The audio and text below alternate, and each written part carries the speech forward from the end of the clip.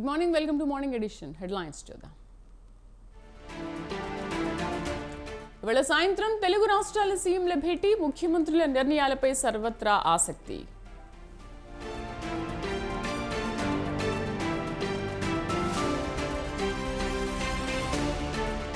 కాసేపట్లో కడప జిల్లాకు జగన్, నేటి నుంచి 3 రోజుల పాటు పర్యటన.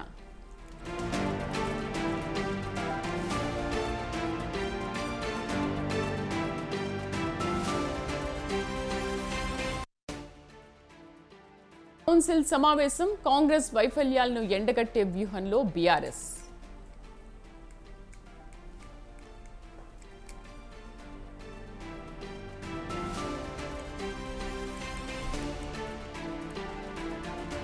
ఇవాళ్టి నుంచి ఇంద్రకీలాద్రిపై ఆషాఢ ఉత్సవాలు, అమ్మవారి సారె సమర్పణకు ప్రత్యేక ఏర్పాట్లు.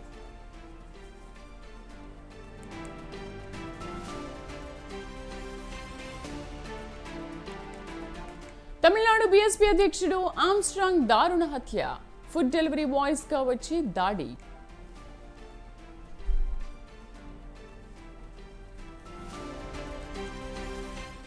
తెలుగు రాష్ట్రాలకు వర్ష సూచన, తెలంగాణలో తేలికపాటి నుంచి మోస్తరు వానలు.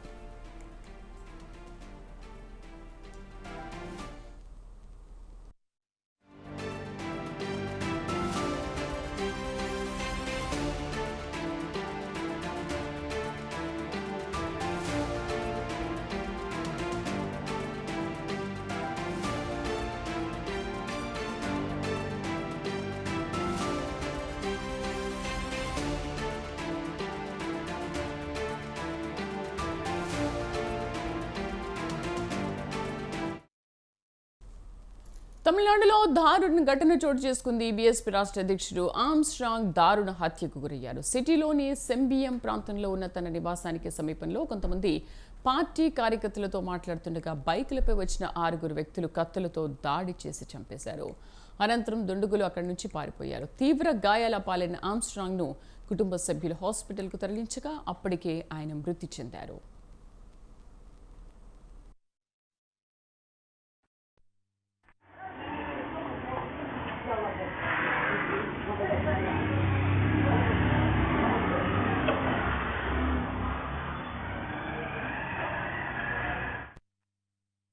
తమిళనాడులో దారుణ ఘటన చోటు చేసుకుంది. బీఎస్పీ రాష్ట్ర అధ్యక్షుడు ఆమ్స్ట్రాంగ్ దారుణ హత్యకు గురయ్యారు. సిటీలోని సెంబియం ప్రాంతంలో ఉన్న తన నివాసానికి సమీపంలో కొంతమంది పార్టీ కార్యకర్తలతో మాట్లాడుతూ ఉండగా బైక్పై వచ్చిన 6 వ్యక్తులు కత్తులతో దాడి చేసి చంపారు. అనంతరం దుండగులు అక్కడి నుంచి పారిపోయారు. తీవ్ర గాయాల పాలైన ఆమ్స్ట్రాంగ్ను కుటుంబ సభ్యులు హాస్పిటల్కు తరలించగా అప్పటికే ఆయన మృతి చెందారు.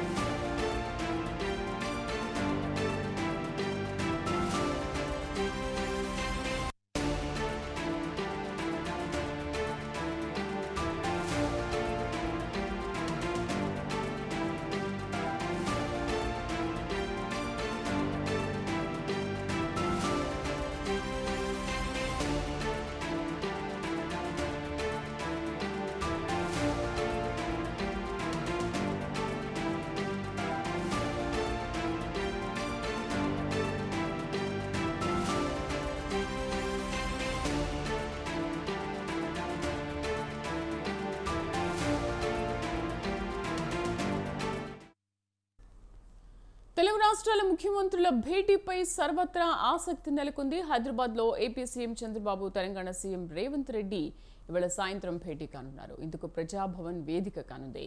ఆంధ్రప్రదేశ్ పునర్విభజన జరిగి తెలంగాణ రాష్ట్రం ఏర్పడి 10 ఏళ్లు గడిచినా ఇప్పటికీ అపరిష్కృతంగా ఉన్న ఆస్తుల విభజన, బకాయిల చెల్లింపు అంశాలపై చర్చించడానికి తెలుగు రాష్ట్రాల ముఖ్యమంత్రులు తొలిసారి భేటీ కానున్నారు. ఇందుకు సంబంధించి ఏర్పాట్లను రాష్ట్ర ప్రభుత్వం ఇప్పటికే పూర్తి చేసింది.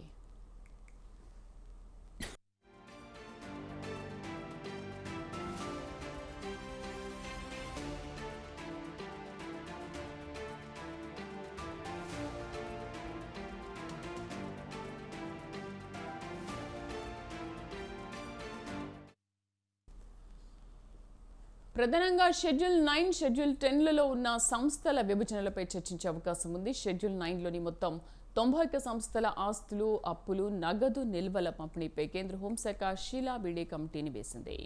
వీటిలో 68 సంస్థలకు సంబంధించిన పంపిణీకి అభ్యంతరాలు ఏవీ లేవు. మిగతా 23 సంస్థల పంపిణీపై ఇరు రాష్ట్రాల మధ్య ఏకాభిప్రాయం కుదరలేదు. 10వ షెడ్యూల్లోని 142 సంస్థల్లో Telugu academy, Telugu university, Ambedkar university వంటి 30 సంస్థల పంపిణీపై ఇంకా వివాదాలున్నాయి.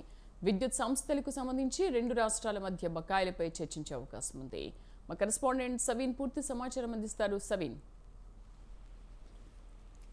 ఈరోజు సాయంత్రం 6 గంటలకు 2 తెలుగు రాష్ట్రాల ముఖ్యమంత్రుల భేటీ ప్రధానంగా ఉత్కంఠ రేపుతుందని చెప్పుకోవచ్చు.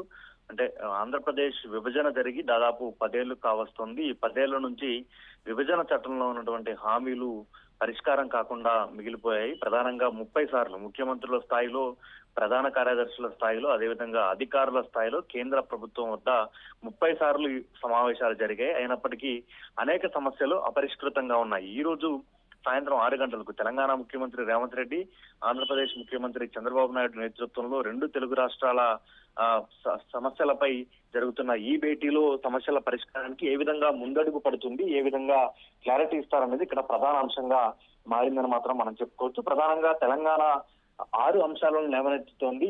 రాష్ట్ర ఏర్పాటు తర్వాత ఆర్డినెన్స్ ద్వారా ఉమ్మడి ఖమ్మం జిల్లాలోని పోలవరం ముంపు మండలాలను 7 మండలాలను ఆంధ్రప్రదేశ్ లో కలిపారు. అయితే అందులో 5 గ్రామ పంచాయతీలు, భద్రాచలం పట్టణంలో అంతర్భాగంగా ఉన్న 5 గ్రామ పంచాయతీలు, ఎటపాక, కన్నాయిగూడెం, గుండాల, పురుషోత్తపట్నం, పిచుకలపాడు, ఈ 5 గ్రామ పంచాయతీలు తెలంగాణ రాష్ట్రానికి అప్పగించాలని ప్రధానంగా తెలంగాణ రాష్ట్ర ప్రభుత్వం డిమాండ్ చేస్తోంది. ఇప్పటికే ముఖ్యమంత్రి రేవంత్ రెడ్డితో పాటు డిప్యూటీ సీఎం బట్టి విక్రమార్క కేంద్ర ప్రభుత్వాన్ని, ప్రధానమంత్రి మోడీని, కేంద్ర హోంశాఖ మంత్రి అమిత్ షాని కలిసినప్పుడు కూడా ఈ సందర్భ 5 పంచాయతీల అంశంపై వివరించారు. ఆంధ్రప్రదేశ్ ప్రభుత్వంతో మీరు మాట్లాడుకుని వస్తే మేము పరిష్కరించడానికి సిద్ధంగా ఉన్నామంటూ కేంద్ర ప్రభుత్వం చెప్పినట్లుగా కూడా తెలుస్తోంది. ప్రధానంగా ఈ 5 పంచాయతీల సమస్య గత 10 సంవత్సరాలుగా నానుతూ వస్తోంది. 5 పంచాయతీల ప్రజలు పెద్ద ఎత్తున పోరాటాలు చేస్తున్న పరిస్థితి మనకు కనబడుతుంది. ఈ అంశం ఇక్కడ ప్రధానంగా మారే అవకాశం ఉంది. ఇక ఆంధ్రప్రదేశ్ కు సంబంధించి 1000 కిలోమీటర్ల మేర విస్తారమైన తీర ప్రాంతం ఉంది. తెలంగాణకు తెలంగాణ ప్రాంతంలో తీర ప్రాంతం లేదు కాబట్టి ఇందులో భాగం కావాలని తెలంగాణ ప్రభుత్వం డిమాండ్ చేయబోతోంది. ఇక తిరుమల తిరుపతి దేవస్థానం టీటీడీలో కూడా తెలంగాణ రాష్ట్రానికి టీటీడీ బోర్డు మెంబర్లలో వాటా కావాలి, అదేవిధంగా టీటీడీకి వచ్చే ఆదాయంలో కూడా వాటా కావాలని డిమాండ్ చేయబోతుంది. ఇక కృష్ణా జలాలు ప్రధానమైన అంశంగా మారబోతోంది. గత 10 సంవత్సరాలుగా కృష్ణా నది జలాల పంపకం విషయంలో 2 రాష్ట్రాల మధ్య ఘర్షణలు జరుగుతున్న పరిస్థితి మనకు కనపడుతోంది. నాగార్జున సాగర్ ప్రాజెక్టులు అయితే 2 తెలుగు రాష్ట్రాలకు సంబంధించి ఆంధ్రప్రదేశ్, ఇటు తెలంగాణ 2 పోలీసు బలగాలను మోహరించి యుద్ధానికి సైతం దిగిన పరిస్థితి గతంలో మనకు నెలకొంది. ఇప్పుడు మొత్తం 811 టీఎంసీల నీటి లభ్యత ఉంది. అంతర్జాతీయ నీటి పంపిణీ సూత్రం ప్రకారం క్యాచ్మెంట్ ఏరియా నిష్పత్తిలో నీటి పంపకాలు జరగాలి. అదేవిధంగా తెలంగాణకు 558 టీఎంసీల నీటిని కేటాయించాలని తెలంగాణ ప్రభుత్వం డిమాండ్ చేయబోతోంది. అంటే తెలంగాణకు, ఆంధ్రప్రదేశ్ కు 50% అంటే ఆంధ్రప్రదేశ్ 50%, తెలంగాణకు 50% నీటి వాటా కావాలని తెలంగాణ ప్రభుత్వం డిమాండ్ చేయబోతుంది. ఇక తెలంగాణ విద్యుత్ సంస్థలకు ఆంధ్రప్రదేశ్ విద్యుత్ సంస్థలు 24,000 కోట్ల బకాయిలను సత్వరమే చెల్లించాలి. ఆంధ్రప్రదేశ్ కు చెల్లించాల్సి ఉంటే వాటిని 3 చెల్లిస్తామంటూ తెలంగాణ ప్రభుత్వం డిమాండ్ చేయబోతుంది. ఇక తెలంగాణకు ఓడరేవులు లేవు కాబట్టి విభజనలో భాగంగా ఏపీలో ఉన్నటువంటి కృష్ణపట్నం, మచిలీపట్నం, గంగవరం పోర్టులో వాటా కావాలంటూ కూడా తెలంగాణ ప్రభుత్వం డిమాండ్ చేయబోతుంది. ఇక షెడ్యూల్ 9, షెడ్యూల్ 10 ఈ 2 ప్రధానంగా తెలంగాణ, ఏపీ 2 రాష్ట్రాల చర్చలు ఈ 2 కూడా మరొక కీలకమైన అంశంగా మనం భావించవచ్చు. 9వ షెడ్యూల్లో 23 సంస్థలు ఉన్నాయి. 10వ షెడ్యూల్లో మొత్తం 30 సంస్థలు ఉన్నాయి. వీటిలో ఎంతకాలం ఏకాభిప్రాయం కుదరలేదు. గతంలో ముఖ్యమంత్రుల స్థాయిలో ఈ అంశాలపై భేటీ జరిగినప్పటికీ చర్చలు అర్ధాంతరంగానే అపరిష్కృతంగానే మిగిలిన పరిస్థితి మనకు కనపడింది. ఇప్పుడు విద్యుత్ సంస్థలకు చెల్లించాల్సిన నిధులపైన కూడా ఈ రెండు తెలుగు రాష్ట్రాల మధ్య వివాదం నెలకొని ఉంది. ఏపీ నుంచి తమకు బకాయిలు రావాలని తెలంగాణ చెప్తుంటే తెలంగాణ తమకు బకాయిలు చెల్లించాలని ఏపీ ప్రభుత్వం డిమాండ్ చేస్తున్న పరిస్థితి మనకు కనపడుతోంది. ప్రధానంగా షెడ్యూల్ 9, 10కి సంబంధించి గతంలోనే షీలాబేడి కమిటీ వేశారు. ఆ షీలాబేడి కమిటీ కూడా రిపోర్ట్ ఇచ్చింది. షెడ్యూల్ 9, షెడ్యూల్ 10లలో ఉన్నటువంటి సంస్థల విభజనపై ప్రధానమైన చర్చ జరిగే అవకాశం ఉంది. షెడ్యూల్ 9లో మొత్తం 91 సంస్థలు ఉన్నాయి. ఈ ఆస్తులు, అప్పులు, నగదు నిల్వల పంపిణీపై కేంద్ర హోంశాఖ గతంలో షీలాబేడి కమిటీని వేసింది. వీటిలో 68 సంస్థలకు సంబంధించిన పంపిణీకి ఎట్లాంటి అభ్యంతరాలు లేవు. కానీ మిగతా 23 సంస్థల పంపిణీ, వాటా పంపిణీపై ఇరు రాష్ట్రాల మధ్య ఏకాభిప్రాయం కుదరలేదు. గతంలోనే 10వ షెడ్యూల్లో ఉన్నటువంటి 142 సంస్థల్లో Telugu academy, Telugu university, Ambedkar university వంటి 30 సంస్థల పంపిణీపై ఇంకా వివాదాలు కొనసాగుతున్న నేపథ్యంలో ఈ రెండు తెలుగు రాష్ట్రాల ముఖ్యమంత్రుల భేటీలో ఏ విధమైన ఎట్లాంటి చర్చ జరుగుతుంది, రెండు తెలుగు రాష్ట్రాల ముఖ్యమంత్రులు ఎట్లాంటి నిర్ణయానికి వస్తారు, భేటీలో ఈ రోజు జరిగే భేటీలోనే దాదాపు నిర్ణయాలన్నీ జరిగిపోతాయా, లేకపోతే రాబోయే రోజుల్లో మరిన్ని భేటీలకు నిర్వహించే అవకాశం ఉన్నట్లుగా రెండు రాష్ట్రాల ముఖ్యమంత్రులు తెలిపే అవకాశం ఉందనేది కూడా మనం వేచి చూడాల్సి ఉందని చెప్పుకోవచ్చు. ప్రధానంగా ఈ రోజు సాయంత్రం 6 గంటలకు ప్రజాభవన్ లో రెండు తెలుగు రాష్ట్రాల ముఖ్యమంత్రులు భేటీ కాబోతున్నారు. ఏపీ రాష్ట్రం నుంచి ముఖ్యమంత్రి చంద్రబాబు నాయుడుతో పాటు 3 మంత్రులు హాజరు కాబోతున్నట్లుగా తెలుస్తోంది. తెలంగాణ రాష్ట్రం నుంచి ముఖ్యమంత్రి రేవంత్ రెడ్డితో పాటు డిప్యూటీ సీఎం బట్టి విక్రమార్కతో పాటు మరో 2 మంత్రులు పాల్గొంటారని సమాచారం అందుతోంది. ప్రధానంగా దాదాపు 2014 నుంచి 2019 వరకు తెలంగాణకు కేసీఆర్ ముఖ్యమంత్రిగా ఉండగా ఆంధ్రప్రదేశ్ కు చంద్రబాబు ముఖ్యమంత్రిగా ఉన్నారు. వీళ్ళిద్దరి మధ్య జరిగినటువంటి వ్యక్తిగత వైరం, వ్యక్తిగత ఘర్షణతో రెండు తెలుగు రాష్ట్రాల మధ్య సమస్యలు అపరిష్కృతంగా ఉన్నటువంటి పరిస్థితి నెలకొని ఉంది. 2019 నుంచి 2024 వరకు తెలంగాణకు కేసీఆర్ ముఖ్యమంత్రిగా ఉండగా ఏపీకి జగన్మోహన్ రెడ్డి ముఖ్యమంత్రిగా ఉన్నారు. పలుసార్లు వీరిద్దరి మధ్య భేటీ జరిగినప్పటికీ సమస్యల పరిష్కారానికి మాత్రం ఎట్లాంటి కన్క్లూజన్ రాలేదు. అదేవిధంగా 2018లో బీఆర్ఎస్ రెండోసారి అధికారంలోకి వచ్చిన తర్వాత కేంద్ర ప్రభుత్వంతో బీఆర్ఎస్ వైరం నెలకొన్న నేపథ్యంలో విభజన చట్టంలో ఉన్నటువంటి సమస్యల పరిష్కారానికి ఎట్లాంటి మార్గం దొరకలేదు. ఇప్పుడు ఏపీలో చంద్రబాబు నాయుడు ముఖ్యమంత్రి అయ్యారు, తెలంగాణలో రేవంత్ రెడ్డి ముఖ్యమంత్రి అయ్యారు. గతంలో వీరిద్దరి మధ్య సన్నిహిత సంబంధాలు ఉన్నాయి. వీరిద్దరు ఒకటే పార్టీలో ఉన్నారు. ఇప్పుడు తెలంగాణకు రేవంత్ రెడ్డి ముఖ్యమంత్రిగా ఉన్నారు, ఏపీకి చంద్రబాబు నాయుడు ముఖ్యమంత్రిగా ఉన్నారు. కాబట్టి 10 ఏళ్ల తర్వాత అయినా రెండు తెలుగు రాష్ట్రాల మధ్యలో ఉన్నటువంటి విభజన సమస్యల పరిష్కారానికి సమస్యల పరిష్కారం అవుతుంది. రెండు రాష్ట్రాల ముఖ్యమంత్రులు భేటీ అవుతున్న నేపథ్యంలో ఈ రెండు రాష్ట్రాల మధ్య సమస్యలు తొలగిపోతాయని ప్రజలు భావిస్తున్నారు. అయితే ఈ రోజు జరిగే చర్చల్లో మాత్రం షెడ్యూల్ 9, షెడ్యూల్ 10లో ఉన్నటువంటి సంస్థల విభజన, ఆస్తులు, అప్పులు, వాటాల పంపకంతో పాటు పోలవరం ముంపు మండలాలకు సంబంధించి 7 మండలాలు ఆంధ్రలోకి వెళ్లిన తర్వాత 5 గ్రామ పంచాయతీలు తెలంగాణలో కలపాలి. ఈ అంశాలపైన ప్రధానంగా చర్చ జరగబోతోంది. Right సవిన్, thank you.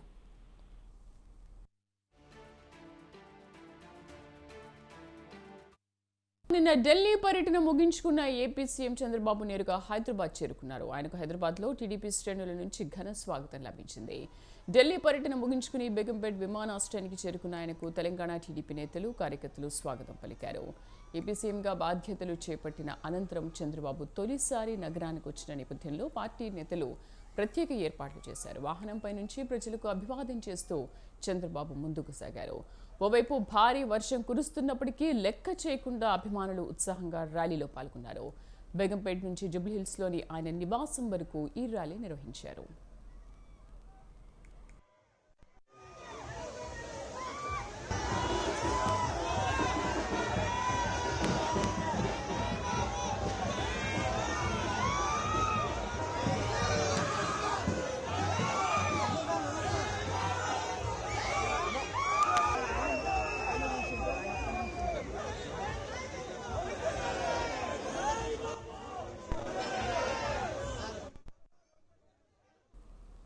కాళేశ్వరం ప్రాజెక్టుపై జస్టిస్ పినాకి చంద్రఘోష్ నేతృత్వంలో ఏర్పాటు చేసిన కమిషన్ న్యాయ విచారణను వేగవంతం చేసింది. ఇందులో భాగంగా చంద్రఘోష్ ఇవాళ రాష్ట్రానికి రానున్నారు. ఇప్పటివరకు అందిన రిపోర్టులు, ఫిర్యాదులను పరిశీలిస్తారు. పరిశీలన అనంతరం పలువురికి నోటీసులు ఇస్తారు. కాళేశ్వరంలో పనిచేసిన ఈఎన్సీలు, ఇంజనీర్లు, మాజీ అధికారులను చంద్రఘోష్ విచారణకు పిలవనున్నారు. ఫిర్యాదులు చేసిన వారిని కూడా పిలిచి విచారణ చేయనున్నారు. ప్రస్తుతం కాళేశ్వరంలో 3 బ్యారేజీల పనులు కొనసాగుతున్నాయి.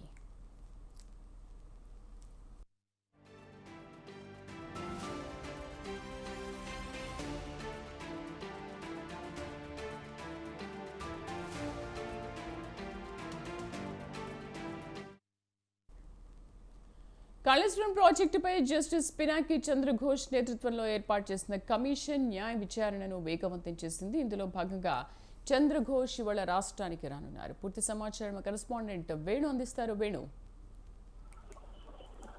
కాళేశ్వరం కమిషన్ పై జస్టిస్ పినాకిని ఘోష్ కమిషన్ ఉందో ఇక ఈ కమిషన్ ఈ రోజు నుండి విచారణ వేగవంతం చేయనుంది.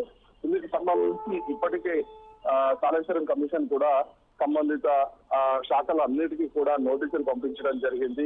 ఇక నిన్ననే హైదరాబాద్ చేరుకున్నటువంటి పినాకిని ఘోష్ ఇక ఈ రోజు నుండి కాళేశ్వరం విచారణను వేగవంతం చేయనున్నారు. ఇప్పటికే సంబంధించినటువంటి ఏవైతే ఏజెన్సీలు ఉన్నాయో వాటి అన్నిటికి సంబంధించి అఫిడవిట్లను పరిశీలించడం జరిగింది. అయితే ఇందులో ఎవరైతే మిస్ అయినారో వాళ్ళందరికీ కూడా నోటీసులు ఇవ్వాలని చెప్పి కాళేశ్వరం కమిషన్ భావిస్తోంది. ఇక ఈ నెల 19వ తేదీన విచారణ షెడ్యూల్ కూడా ఇవ్వడం జరిగింది.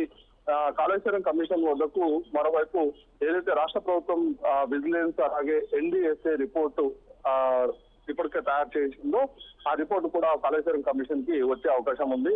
ఇక ఈ నెలలోనే బహిరంగ విచారణ చేయనుంది కాళేశ్వరం కమిషన్. ఇక గత ప్రభుత్వంలోని పలువురికి ఎవరైతే కాళేశ్వరం పనులు చేపట్టారో అలాగే ఏజెన్సీలు ఉన్నాయో సంబంధిత ఏజెన్సీలన్నిటికీ కూడా నోటీసులు ఇచ్చి వారి నుండి కూడా అభిప్రాయం సేకరించున్నారు. Right Venu, thank you.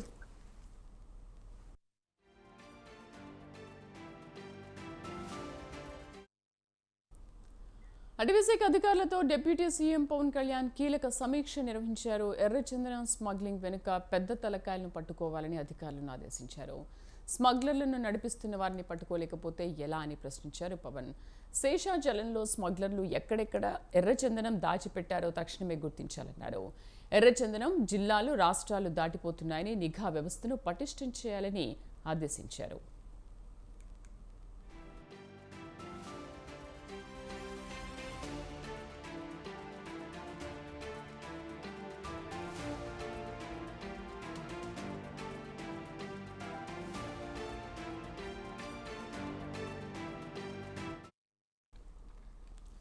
తనకు కేటాయించిన శాఖలపై వరుసగా సమీక్షలు చేస్తూ బిజీగా ఉన్నారు డిప్యూటీ సీఎం. ఇప్పటికే పలు శాఖలపై ఉన్నతాధికారులతో రివ్యూలు చేశారు.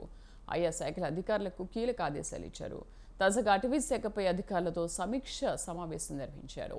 ఎర్రచందనం స్మగ్లింగ్ పై పవన్ సీరియస్ అయ్యారు. ఎర్రచందనం స్మగ్లింగ్ కట్టడికి సంబంధించి అధికారులకు కీలక ఆదేశాలు ఇచ్చారు. ఎర్రచందనం అక్రమ రవాణా వెనుకున్న పెద్ద తలకాయలను పట్టుకోకపోతే ఎలా అని అధికారులను ప్రశ్నించారు. చాలా కాలంగా ఎర్రచందనం స్మగ్లింగ్ జరుగుతున్నట్లుగా ఆధారాలు ఉన్నాయని, స్మగ్లింగ్ వెనుకున్న బడా నేతలు వ్యాపారులను పట్టుకుని శిక్షించాలని పవన్ ఆదేశించారు.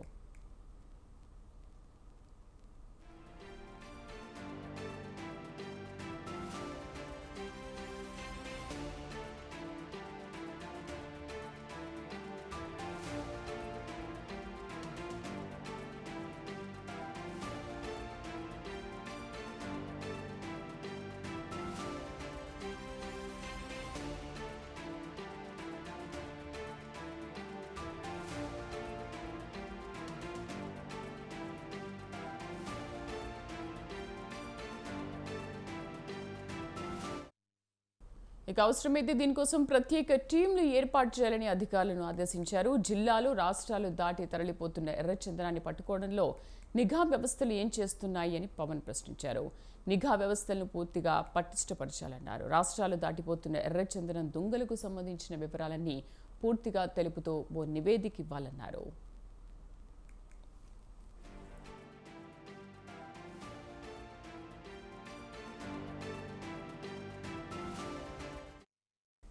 దీంతో పాటు కడప జిల్లా పోట్లదుర్తి జగనన్న కాలనీలో ఎర్రచందనం డంపు దానికి సంబంధించి కేసు వివరాలు కూడా అందించాలని అధికారులను ఆదేశించారు. ఎర్రచందనం అక్రమ రవాణాకు సంబంధించి ఇప్పటివరకు ఎన్ని కేసులు నమోదయ్యాయి, ఎంత పర్సెంటేజ్ శిక్షలు పడ్డాయి, ఈ వివరాలన్నీ తనకివ్వాలని ఆదేశించారు. దేశవ్యాప్తంగా ఎక్కడెక్కడ ఎర్రచందనం డంపింగ్లు ఉన్నాయో అక్కడి నుంచి వాటిని తిరిగి రాష్ట్రానికి తీసుకురావాలని, తద్వారా రాష్ట్ర సంపదను కాపాడాలని ఆదేశాలు జారీ చేశారు.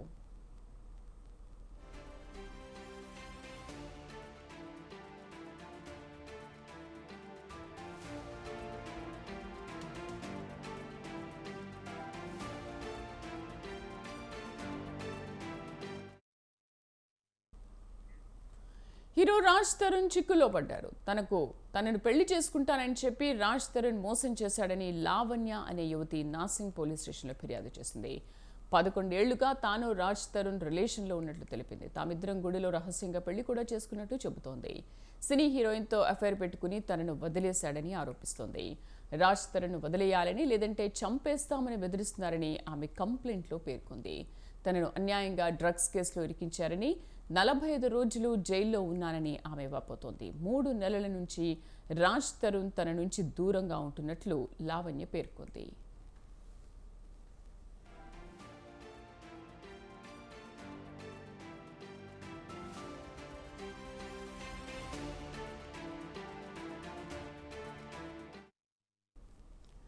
తిరగబడరా సామి అనే చిత్రంలో రాజ్ తరుణ్తో కలిసి నటించిన మాల్వి మల్హోత్రా ఎఫైర్ కారణంగానే రాజ్ తరుణ్ తనను పక్కన పెట్టాడని లావణ్య ఆరోపించింది. మాల్వి మల్హోత్రాను కలుసుకోవడానికి తరచూ రాజ్ తరుణ్ ముంబై వెళ్లేవాడని లావణ్య చెబుతోంది.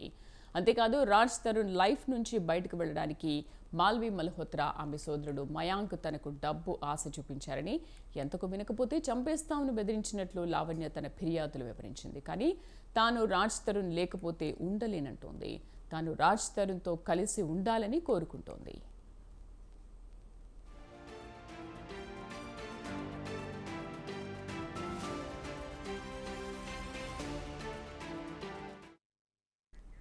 కాగా తనను ప్రేమించి మోసం చేశాడంటూ లావణ్య చేసిన ఆరోపణలపై రాజ్ తరుణ్ స్పందించాడు. లావణ్యతో రిలేషన్లో ఉన్నమాట వాస్తవమేనని, అయితే కొన్ని కారణాలతో ఆమెను దూరం పెట్టినట్లు రాజ్ తరుణ్ తెలిపాడు. ఆమె డ్రగ్స్కు అలవాటు పడిందని, అలాగే వేరే వారితో అఫైర్ పెట్టుకుందని ఆరోపించారు. అందుకే ఆమెను దూరం పెట్టానన్నాడు. డబ్బు కోసమే ఈ కొత్త డ్రామా ఆడుతోందన్నారు. అంటే దాదాపు 10 నుంచి 11 ఏళ్ళ మీరు రిలేషన్ లో ఉన్నారని ఆమె చెప్తుంది. పరిచయం అంటే ఇప్పుడు చాలా సింపుల్. ఎందుకంటే నేను వచ్చేసి ప్రశాంతంగా నేను బతుకుతున్నా, నేను ప్రశాంతంగా ఉంటున్నా. సో ఇప్పుడు ఏంటంటే ఆమెకి ప్రతిసారి కూడా డబ్బులు ఎప్పుడు కావాలన్నా సరే అడుగుద్దండి, ఎదురుద్దండి. మీకు మళ్ళీ అందరికీ చెప్తున్నాను, ఇప్పుడు ఒకవేళ తనకు నేనే కావాలి అంటే 8 నెలల క్రితం ఈ ఎఫ్ఐఆర్ చూడండి. మస్తాన్ సాయి అన్న అబ్బాయి నన్ను పెళ్లి చేసుకోవాలి అని ఎఫ్ఐఆర్ ఫైల్ చేసింది. క్లియర్గా ఎఫ్ఐఆర్ కాపీ ఉంది నా దగ్గర. రాజస్థాన్ గారు ఎందుకు అడుగుద్దే ఆ అబ్బాయి పెళ్లి చేసుకోవాలి అని చెప్పి. సార్ ఇంతకీ మస్తాన్ ఎవరండి? ఇప్పుడు ఆమె ఆయనతోనే ఉంటుందండి రిలేషన్ లో. తర్వాత మస్తాన్ సాయి తోటి రిలేషన్. అవునండి. ఇప్పుడు మీ ఫ్లాట్ లో ఆమె ఉందనేది అవునండి, నిజం అండి. మీరు ఎందుకు ఫ్లాట్ వదిలేశారండి? నేను ఫ్లాట్ వదలలేదండి. ఆమెకి డ్రగ్స్ అలవాటు, ఆమె చుట్టూ ఉండే మనుషులు వీళ్ళందరూ కూడా చాలా చెత్త. అలా అని చెప్పి నేను హైదరాబాద్ వచ్చిన కొత్తలో ఖచ్చితంగా నాకు హెల్ప్ చేసిందండి, గ్రాడ్యుయేట్ ఉంది. రెండోది ఏంటంటే నిజంగా ఇందాక చెప్పినట్టే నా రెప్యుటేషన్ ఎక్కడ పాడవద్దు అని భయంతో మూసుకొని నేనే బయటకు వెళ్ళిపోయానండి. అంటే ఇప్పుడు 11 ఏళ్ళు. ఇవాళ గుజరాత్కు కాంగ్రెస్ అధినేత రాహుల్ గాంధీ వెళ్లనున్నారు. మధ్యాహ్నం 1 గంటకు అహ్మదాబాద్లోని వాస్నా పిఎస్లో పోలీసుల కస్టడీలో ఉన్న కాంగ్రెస్ నేతలను కలవనున్నారు. మధ్యాహ్నం 2 గంటలకు కాంగ్రెస్ మహిళా నేతలతో రాహుల్ సమావేశమవుతారు. మధ్యాహ్నం 2:30కు Rajkot gaming zone, Borvi bridge, Surat ప్రమాద బాధితులను పరామర్శించనున్నారు.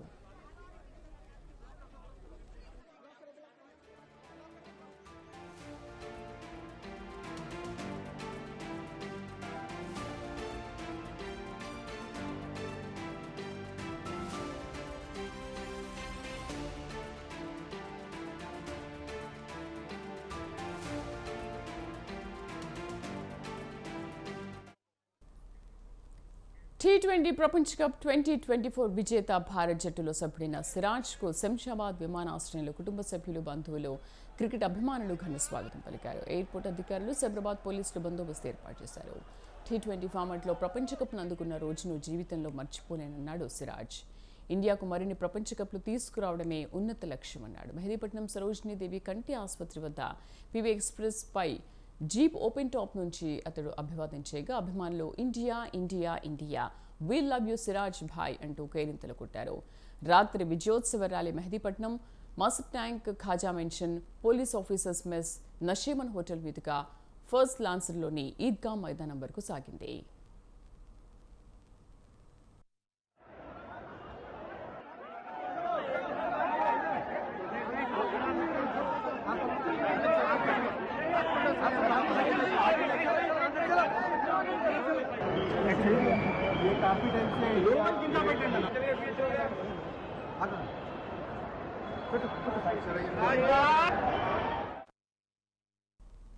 ఇవి బులెటిన్ అప్డేట్స్. నమస్తే.